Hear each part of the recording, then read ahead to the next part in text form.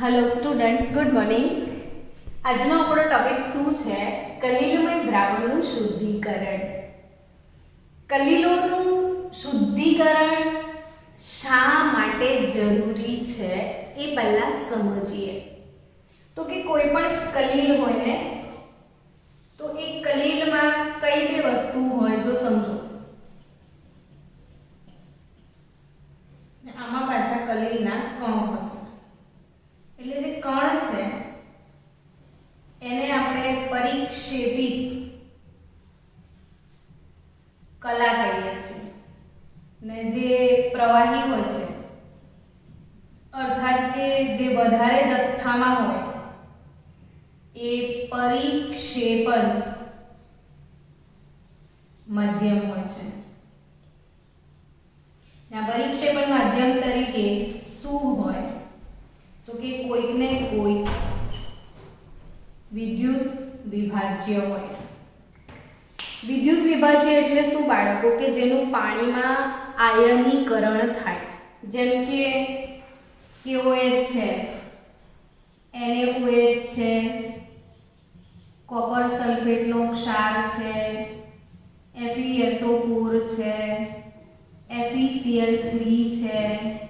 આ બધાને તમે પાણીમાં નાખશો ને તો અહીંયા તમને કોપર +2 સલ્ફેટ -2 આવા આયનો મળશે. શું મળશે? આયનો.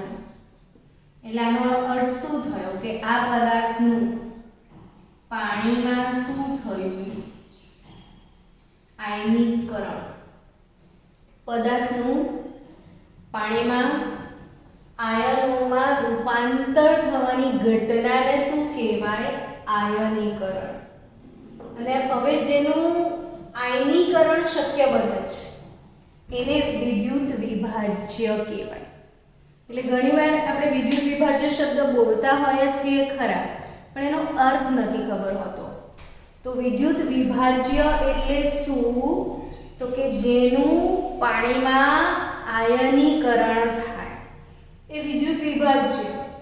હવે જે પાણીમાં સંપૂર્ણ ઓગળી જાય, પૂરેપૂરો ઓગળી જાય, 100% ઓગળે એ પ્રબળ વિદ્યુત વિભાજ્ય.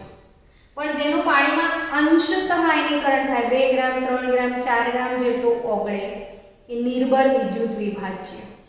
તો અહીં જે વિદ્યુત વિભાજ્ય શબ્દ છે સમજવો જરૂરી હતો, એટલે મેં તમને એક્સપ્લેન કર્યું કે કોઈ પણ કલીલ હોય ને તો એમાં પરિક્ષેપણ માધ્યમ હોય છે અને પરિક્ષેપિત કલા હોય છે.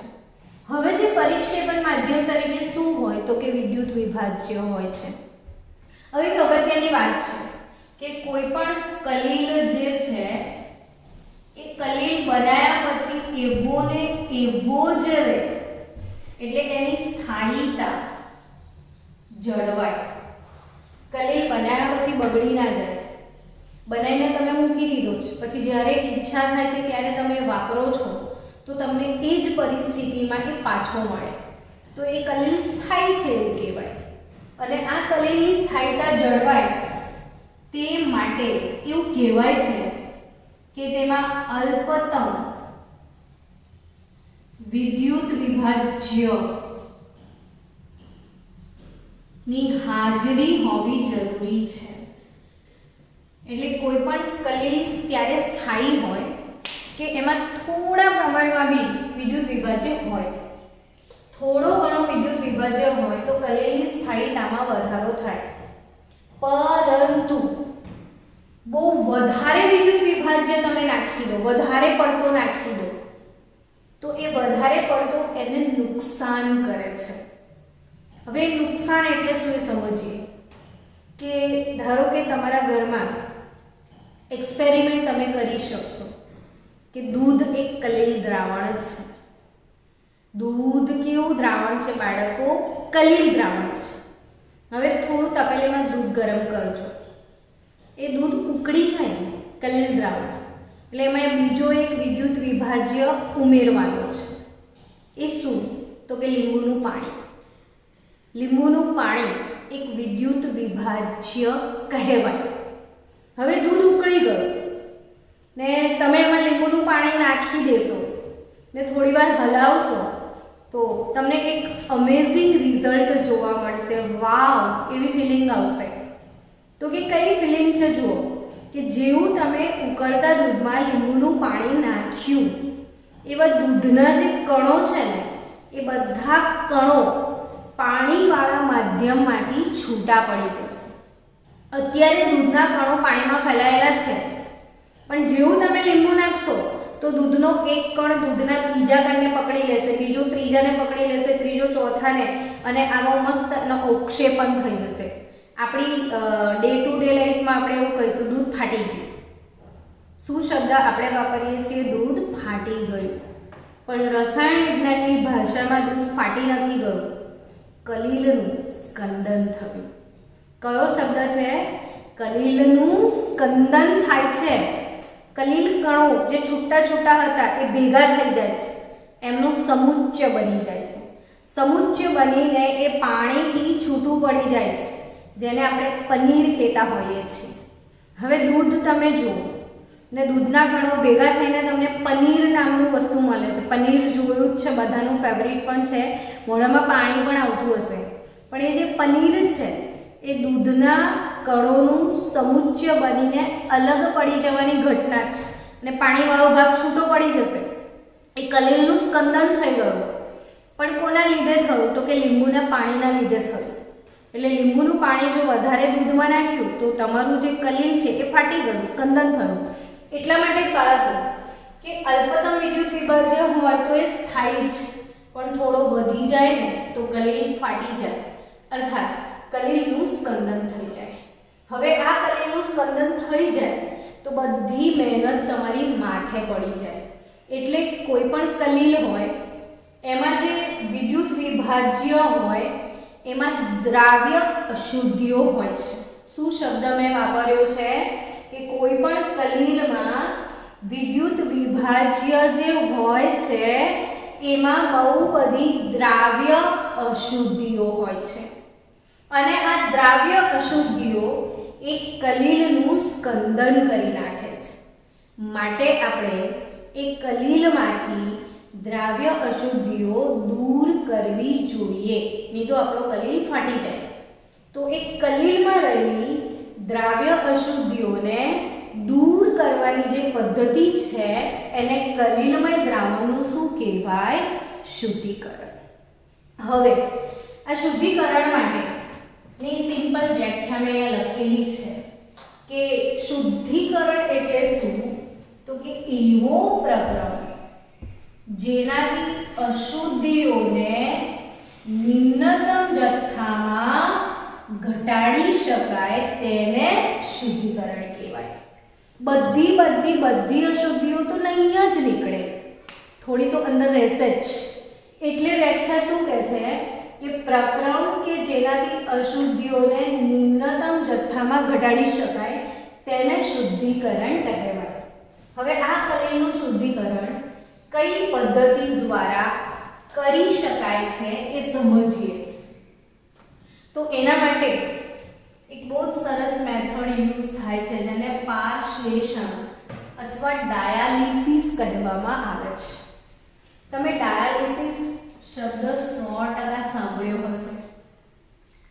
કિડનીનો પેશન્ટ હોય ને, જેને કિડની ડેમેજ થઈ ગયું હોય, અને જેની કિડની ડેમેજ થઈ ગયું હોય એના શરીરમાં જે લોહી છે, આપણે લોહી જે છે એ કલીલ દ્રાવણ છે. અને કિડની શું કરે છે કે આખા દિવસ દરમિયાન લોહીની અંદર જે ઉત્સર્ગ દ્રવ્યો છે, નકામા પદાર્થો છે, એને ફિલ્ટર કરે છે. એટલે આખા બોડીનું લોહી રોજનું કિડનીમાંથી પાસ આઉટ થાય અને કિડનીમાં ગળાય, અને કિડની એને ગાળીને અંદરના નકામા પદાર્થો દૂર કરી નાખે. એટલે લોહી નામના કલીલનું શુદ્ધિકરણ કિડની કરતી હોય છે. હવે કિડની એ જે નકામા પદાર્થો ગાળીને આપણને બહાર ફેંકી આપે, બોડીમાંથી આપણે એનું ઉત્સર્ગ દ્રવ્યોનું બહાર ઉત્સર્જન કરી નાખીએ છીએ. પણ જ્યારે કોઈની કિડની બગડી જાય, કામ કરતી બંધ થાય, તો શું સિચ્યુએશન આવે? ઇમેજિન કરો કે આખા શરીરનો જે કચરો, દરરોજનો કચરો જે કિડની ગાળીને બહાર ફેંકી દે છે, કિડની જ બગડી જાય તો લોહીમાંથી બધો જ કચરો રિમૂવ કરી શકાય જ નહીં, એટલે આખી સિસ્ટમ ડેમેજ થઈ જાય. તો જેમની કિડની ખરાબ હોય એવા પેશન્ટનું જે કલીલ દ્રાવણ છે લોહી, એનું શુદ્ધિકરણ આ પદ્ધતિ વડે થાય. લોહી તમારા શરીરમાં છે એ કલીલ દ્રાવણ છે, એમાં અશુદ્ધિઓ ઉમેરાઈ છે, બટ એનું શુદ્ધિકરણ થયું નથી. તો એનું શુદ્ધિકરણ કરવું જરૂરી છે. એ શુદ્ધિકરણ કરવા માટે કઈ પદ્ધતિ વપરાય છે? ડાયાલિસિસ. એટલે કિડનીના જે પેશન્ટો છે, ડેમેજ કિડનીના પેશન્ટો, આપણે અહીંયા હોસ્પિટલમાં લગભગ 100-150 બેડ હોય છે, જેના પર અઠવાડિયામાં કેટલા બધા પેશન્ટનું ડાયાલિસિસ થતું હોય છે. અને એ ડાયાલિસિસ આ જ પદ્ધતિ દ્વારા થાય છે. લોહી એ લોકો આ જ પદ્ધતિ દ્વારા શુદ્ધ કરે છે. તો અહીં કલીલ ડાયાલિસિસ વડે કઈ રીતે શુદ્ધ કરવામાં આવે છે એ સમજીએ. તો કે એના માટે લખ્યું છે કે ઓગળેલા પદાર્થો, એટલે લોહીની અંદર જે પણ પદાર્થો ઉત્સર્ગ દ્રવ્યો ઓગળેલા હશે એ કલીલમય દ્રાવણમાંથી દૂર કરવા માટે એને યોગ્ય પડદા મારફતે પ્રસરણ કરવામાં આવે છે. આપણે પ્રકરણ નંબર 2 માં અભિસરણ નામની ઘટના ભણ્યા હતા. તો અભિસરણ નામની ઘટનામાં શું ભણ્યા હતા બાળકો? કે વચ્ચે છે ને આવી રીતે એક અર્ધપારગમ્ય પડદો મૂક્યો હતો. આ અર્ધપારગમ્ય પડદાનું કામ શું હતું? તો કે એ ફક્ત દ્રાવકના અણુઓને જ પસાર થવા દે છે. ફક્ત દ્રાવકના જ અણુઓ પસાર થાય, દ્રવ્યના નહીં. એટલે દ્રાવકના અણુઓ પસાર થઈને આ બાજુ આવતા હતા. મતલબ જે બાજુ જે અહીંયા ઓછી સાંદ્રતા હોય ને અહીંયા વધુ સાંદ્રતા હોય, તો ઓછીથી વધુ સાંદ્રતા તરફ ફક્ત દ્રાવકના અણુઓનું પ્રસરણ થતું હતું. એમ એ જ સેમ ઘટના કે આવો અર્ધપારગમ્ય પડદો જે હોય એમાં કલીલ ભરવામાં આવે ને કલીલમાંથી અશુદ્ધિઓનું જે પ્રસરણ કરવામાં આવે છે. હવે આ જે પડદો છે ને એમાંથી કલીલ કણો પસાર થઈ શકતા નથી. ફક્ત વિદ્યુત વિભાજ્યની અશુદ્ધિઓ પસાર થઈ શકશે, કલીલ કણો પસાર નહીં થાય. એટલે આ પદ્ધતિ યુઝ થાય છે. કઈ રીતે એને યુઝ કરવાનું છે?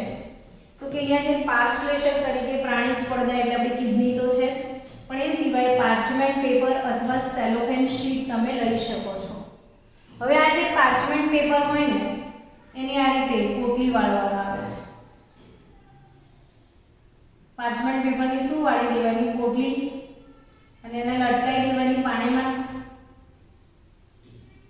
હવે જે પોટલી જે છે પાણીમાં લટકાવવાની હોય છે. અહીંયા પાણી ભરેલું હોય છે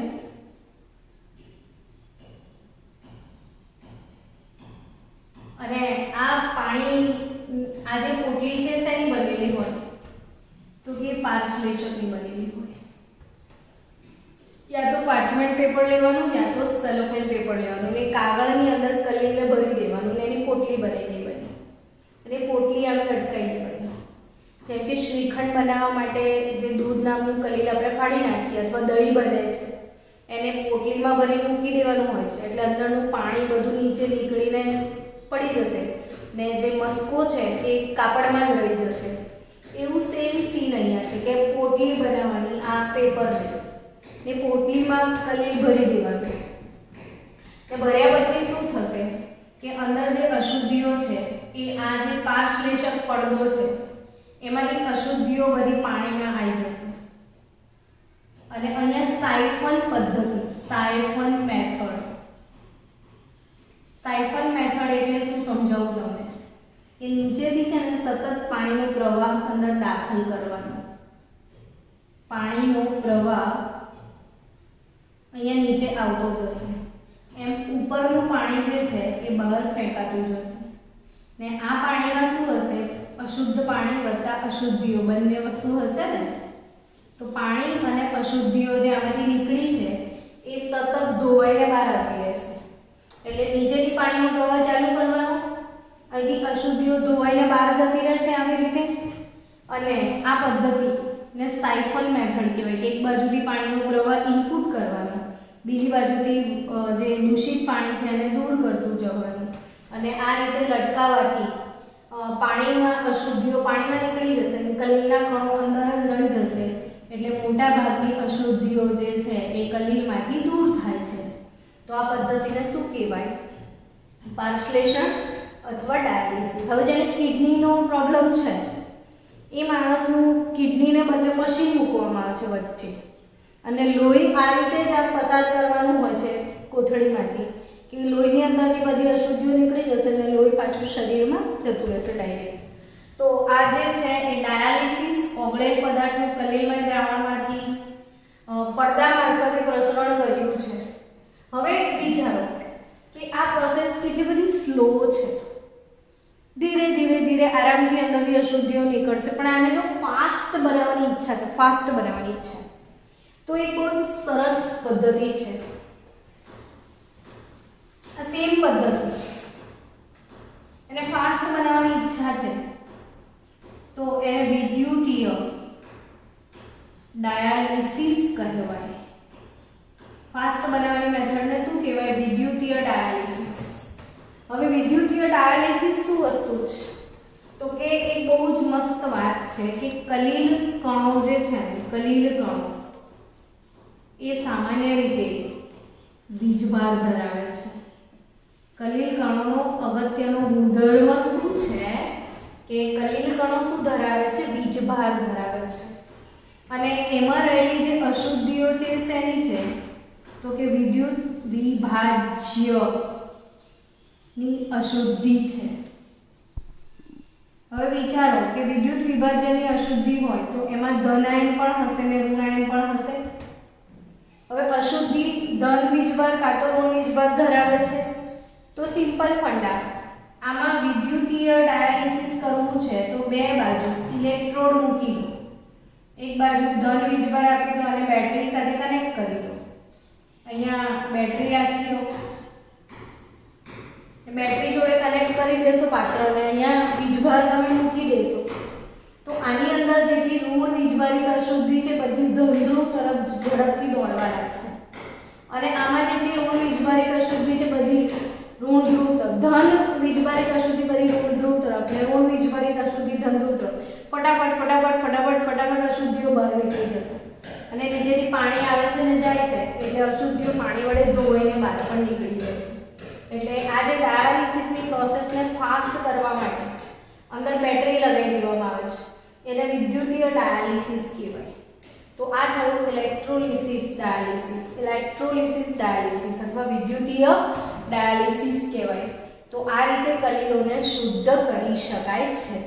હવે એ સિવાયની ત્રીજી પદ્ધતિ. હવે કલીલોના શુદ્ધિકરણ માટેની પહેલી પદ્ધતિ આપણે શું શીખ્યા? ડાયાલિસિસ એટલે કે પાર્શ્લેષણ. બીજી પદ્ધતિ વિદ્યુતીય ડાયાલિસિસ એટલે પાર્શ્લેષણમાં જે વિદ્યુત ધ્રુવો લગાડી દઈએ તો એ પ્રક્રમ ઝડપી બનાવી શકાય. અને એવી ત્રીજી પદ્ધતિ છે અલ્ટ્રા ફિલ્ટરેશન એટલે સૂક્ષ્મ ગાળણ.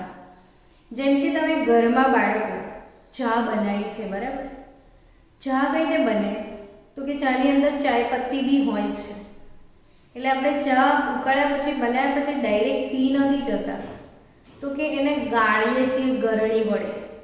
મેં ગરણી વડે ગાળવાથી શું થયું કે જે ચાય પત્તી છે એ ગરણીમાં આવી જાય છે અને ગરણીમાં જે ચાય પત્તી આવી જાય છે પછી એને આપણે હાથ વડે આમ પ્રેશર આપીએ તો એક કૂચાની અંદર રહેલી ચા પણ નીચે પાડી શકાય છે. એ સિમ્પલ મેથડ છે. બસ આવી જ એક આ પદ્ધતિ છે કે કશું નથી કરવાનું, એક ફિલ્ટર પેપરમાં ગાળવાનું છે. બસ જસ્ટ એને ગળણીમાં ગાળવાનું છે. બટ અહીંયા ચાની ગળણી નહીં વાપરવાની, આપણે ફિલ્ટર પેપર વાપરવાનું છે. તો એ પદ્ધતિ અલ્ટ્રા ફિલ્ટ્રેશન જેને સૂક્ષ્મ ગાળણી કહેવાય. તો અલ્ટ્રા ફિલ્ટ્રેશન કેવી પદ્ધતિ? જેમ કે તમે ફિલ્ટ્રેશનની વાત કરો તો લેબોરેટરીમાં ક્યારેક ગાળણ કર્યું હતું આવી રીતે આપણે ફનેલ યુઝ કરતા હોઈએ છીએ. ગળણી જેને શું કહેવાય? ફનેલ. અને આ ફનેલની અંદર આપણે ફિલ્ટર પેપર મૂકીએ. ફિલ્ટર પેપર આવે છે કાગળ અને એને વાળીને આમાં મૂકી દો એટલે પછી તમે કંઈ પણ વસ્તુ ગાળો તો ફિલ્ટર પેપરથી તમે ગાળી શકો છો. લેબોરેટરીમાં જનરલી તમે લેસાઈન કસોટી કરતા હોય તો જ્યારે લેસાઈન દ્રાવણ આપણે બનાવીએ છીએ તો અંદર બહુ બધા કાચના ટુકડા હોય છે ફ્યુઝન ટ્યુબના. હવે આ લેસાઈન દ્રાવણને ગાળવું તો પડે ને વાપરતા પહેલાં. તો એ લેબમાં જનરલી કઈ રીતે ગાળીએ આપણે? એ લેબમાં રીતે ફનેલ હોય છે, પ્લાસ્ટિકની ફનેલ હોય. તમે બ્યુરેટની અંદર જ્યારે લિક્વિડ ભરતા હતા ત્યારે બ્યુરેટ પર ફનેલ મૂકતા હતા, યાદ છે? એ ફનેલ. હવે એ ફનેલમાં શું કરવાનું કે ફિલ્ટર પેપર જે છે આમ કોન બનાવીને મૂકી દેવાનું ને પછી એમાં આપણે ગાળીએ તો જે કાચના ટુકડા છે એ ફિલ્ટર પેપરમાં રહી જશે અને દ્રાવણ ફિલ્ટર પેપર વડે ગળાય અને નીચે બીકરમાં ભેગું થઈ જશે. બસ આટલું જ સિમ્પલ મેથડ કે ભાઈ આને ગાળી લેવાનું છે, ગાળવાનું છે. હવે ગાળવા માટે શું વાપરશું તો કે ફિલ્ટર પેપર. પણ જે ફિલ્ટર પેપર હોય છે ને એ ફિલ્ટર પેપરના છિદ્રો ઘણા મોટા હોય છે. હવે ફિલ્ટર પેપરના છિદ્રો મોટા હોય એટલે તમે જો કલીલને ડાયરેક્ટ ફિલ્ટર પેપર વડે ગાળો તો એ છિદ્રોમાંથી કલીલ કણો પણ બહાર નીકળી જાય. એટલે એના જે છિદ્રો છે એ જરા નાના બનાવવા પડે. છિદ્રો જે મોટા છિદ્રો હોય એને શું કરવા પડે? નાના બનાવવા પડે. એટલે એ જે નાનું બનાવેલું હોય એને અલ્ટ્રા ફિલ્ટર પેપર કહેવાય, અલ્ટ્રા ફિલ્ટર પેપર. હવે એ જે સાદું ફિલ્ટર પેપર વાપરવાને બદલે આપણે અહીંયા અલ્ટ્રા ફિલ્ટર પેપર વાપરવાના છીએ. અને એ અલ્ટ્રા ફિલ્ટર પેપર કેવું હોય તો કે એ ફિલ્ટર પેપરને એ લોકો કોલોડિયનના દ્રાવણમાં ડુબાડે છે. શેમાં ડુબાડવાનું? કોલોડિયન દ્રાવણમાં. અને પછી ડુબાડ્યા પછી એને ફોર્માલ્ડીહાઇડના દ્રાવણમાં ડુબાડી દેવાનું ને પછી સૂકવી નાખવાનું. એટલે એના જે નાના નાના છિદ્રો હોય એમાં એ થોડું ભરાઈ જશે ફોર્માલ્ડીહાઇડ ને કોલોડિયન દ્રાવણ. એટલે જે નાના બહુ મોટા છિદ્રો હતા એ જે છિદ્રો મોટા મોટા હતા એ નાના થઈ જશે, જે કલીલ કણોને પસાર થવા દેશે નહીં. જો ફરી સમજો કે સાદા ફિલ્ટર પેપર વડે જો તમે કલીલને ગાળશો તો કલીલના દ્રાવણો એ ફિલ્ટર પેપરના હોલમાંથી આ છિદ્રમાંથી નીકળી જશે. તો આપણે એ છિદ્રને થોડું નાનું બનાવવું પડે. નાનું બનાવવા માટે શું કરીશું તો ફિલ્ટર પેપરને આપણે કોલોડિયનના દ્રાવણમાં ડુબાડી દઈશું ને કોલોડિયન દ્રાવણમાં ડુબાડ્યા પછી એને ફોર્માલ્ડીહાઇડ મિથેનોલના દ્રાવણમાં ડુબાડવાનું ને ડુબાડ્યા પછી સૂકવી દેવાનું ને સૂકવી દેશો એટલે એના મોટા કાણા જે છે નાના થઈ ગયા હશે છિદ્ર. અને હવે તમે એમાં પેલા કલીલને ગાળશો તો કલીલના કણો નહીં નીકળે, ફક્ત અશુદ્ધિઓ નીકળશે. હવે આ કોલોડિયન દ્રાવણ શું છે એવું ક્વેશ્ચન જો તમને થાય તો યાદ રાખજો, MCQ બની જશે આ. તો કોલોડિયન દ્રાવણ શું હોય તો કે 4% નાઇટ્રોસેલ્યુલોઝ લેવાનું છે. નાઇટ્રોસેલ્યુલોઝનું 4% સાંદ્રતા ધરાવતું દ્રાવણ, પણ શેમાં તો કે આલ્કોહોલ યા તો ઈથરમાં બનાવવાનું. એટલે આલ્કોહોલ લો કાં તો ઈથર દ્રાવક તરીકે લો ને એ આલ્કોહોલમાં નાઇટ્રોસેલ્યુલોઝ ઓગાળો એટલે જે દ્રાવણ બને એને શું કહેવાય? કોલોડિયન દ્રાવણ. ને એમાં ફિલ્ટર પેપરને ડુબાડી રાખવાનો ને પછી ડુબાડ્યા પછી ફોર્માલ્ડીહાઇડમાં ડુબાડીને સૂકવી દો એટલે કોલોડિયન ફિલ્ટર પેપર બને. અને એ ફિલ્ટર પેપર વડે કશું નથી કરવાનું, જે પણ ગાળણ માટેનું સાધન છે એમાં આ ફિલ્ટર પેપર મૂકી દેવાનું, કોલોડિયન ફિલ્ટર પેપર, ને એમાં કલીલને ફક્ત ગાળવાનું છે. આ પદ્ધતિને શું કહેવાય? અલ્ટ્રા ફિલ્ટ્રેશન કહેવામાં આવે છે. તો આજે આપણે કલીલોનું શુદ્ધિકરણ એ આખો જ ટોપિક પૂરો કરી નાખ્યો છે. એટલે હવે આપણે નેક્સ્ટ ટોપિક આવે છે કલીલમય દ્રાવણના ગુણધર્મો. તો કાલે કલીલમય દ્રાવણના ગુણધર્મો પર ફોકસ કરીશું.